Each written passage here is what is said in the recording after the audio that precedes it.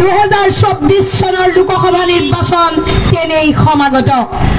অসমতো তিনিটা পৰ্যায়ত লোকসভাৰ নিৰ্বাচন অনুষ্ঠিত হ'ব দ্বিতীয় পৰ্যায়ত হ'বলগীয়া 9 নম্বৰ নগাঁও লোকসভা সমষ্টিৰ নিৰ্বাচনত মই শিক্ষা শৰ্মাই নিৰ্দলীয় প্ৰতিদ্বন্দ্বী হিচাপে মোৰ প্ৰাৰ্থিত্ব আগবঢ়াইছো মোৰ নিৰ্বাচনৰ প্ৰতীক ছবি হ'ল অটো ৰিক্সা শ্ৰদ্ধেয় ৰাইজ আপোনালোকৰ বহুমূলীয়া ভোটটি অটো ৰিক্সাৰ ছবিত দি আপোনালোকৰ মৰমৰ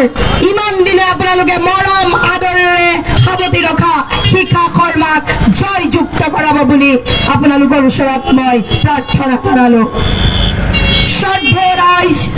যোৱা 5 বছৰ ধৰি আপোনালোকৰ ওপৰত সাধাৰণ জনতাৰ ওপৰত যি নিৰ্যাতন চলিল অসমৰ এচাম বৈধ নাগৰিকৰ ওপৰত যি মানসিক শাৰীৰিক নিৰ্যাতন চলিল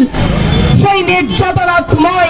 সবল কণ্ঠেৰে সজোৰেৰে প্ৰতিবাদ কৰি আহিছিলো যাৰ বাবে চৰকাৰে বিজেপি চৰকাৰে মোক দুবাৰকৈ জেলত বন্দী কৰি থৈছিল 2 মাহ মোক জেলৰ ভাত খুৱাইছিল শ্ৰদ্ধেয় ৰাইজ বিজেপি চৰকাৰৰ নিৰ্যাতনৰ বলি কেৱল সাধাৰণ ৰাইজেই হোৱা নাই আমাৰ দৰে আৰু বহু মানুহ বিজেপি চৰকাৰৰ নিৰ্যাতনৰ বলি হৈছে আপোনালোকে যদি বিচাৰে আপোনালোকৰ সমস্যাবিলাক সজোৰেৰে প্ৰতিবাদী কণ্ঠেৰে সাহসী বক্তব্যৰে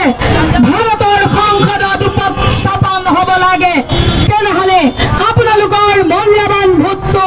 অটো ৰিক্সাৰ ছবিত দি শিক্ষা শৰ্মাক জয়যুক্ত কৰক মই কথা দিলো ৰাইজ মোক যদি বিজেপিয়ে ভাৰতৰ প্ৰধানমন্ত্ৰী বনাই দিম বুলিও কয় তেনেহ'লেও কিন্তু মই বিজেপি দলত কেতিয়াও যোগদান নকৰো মোৰ সমৰ্থন থাকিব নিৰ্দলীয় হৈয়ে মোৰ সমৰ্থন থাকিব বিজেপি বিৰোধী শক্তিৰ লগত এয়া ৰাইজক ক'বলগীয়া মোৰ কথা ৰাইজলৈ মোৰ প্ৰতিশ্ৰুতি গৰাখহনীয়াৰ ওপৰত বলদাৰ ৱাল দিবলৈ গৰাখহনীয়াত বলদাৰ ৱালেৰে প্ৰতিৰোধ কৰি অসমৰ লাখ লাখ বিঘা হেক্টৰ মাটি বচাবলৈ মই কেন্দ্ৰীয় চৰকাৰক বাধ্য কৰি দিম এনআৰচিত এজন প্ৰকৃত ভাৰতীয় নাগৰিকৰ নাম বাদ নপৰিবলৈ মই কেন্দ্ৰীয় চৰকাৰক সতৰ্ক কৰি দিম প্ৰয়োজন হ'লে বাদ পৰা নাগৰিকৰ লগত মই থিয় হৈ তেওঁক নাগৰিকৰ মৰ্যাদা প্ৰদান কৰিম মই চহৰ অঞ্চল আৰু বিভিন্ন চৰকাৰী মাটিত বসবাস কৰা ৰাইজক মাটিৰ পট্টা নিশ্চিত কৰিম ৰাইজ ঈদত যেনেকৈ কাপোৰ ওলাই বজাৰত যেনেকৈ খাদ্যৰ সামগ্ৰী ওলাই ইলেকশ্যনৰ সময়তো দালাল ওলাব দালালে আপোনালোকক বিবেকক ভুল পথেৰে পৰিচালিত কৰিবলৈ চেষ্টা কৰিব বিভিন্ন দলৰ দালালবোৰে ৰাইজক ইলেকশ্যনৰ সময়ত ভুল পথে পৰিচালিত কৰি ৰাইজৰ ভোটটো বিপৰীত জেগাত পেলাই পিছত কিন্তু যেতিয়া চৰকাৰে ৰাইজক অত্যাচাৰ কৰে দালাল বিচাৰি পাবলৈ নাপায় গতিকে ৰাইজ এইবাৰ কাৰো কথা মতে ভোট নিদিব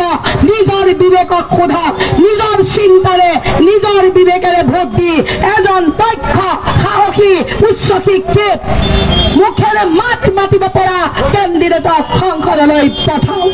ৰাইজলৈ এই আহ্বান জনাই মই মোৰ বক্তব্যৰ সামৰণি মাৰিলো ৰাইজৰ দুৱা আশীৰ্বাদ কামনা কৰিলো ধন্যবাদ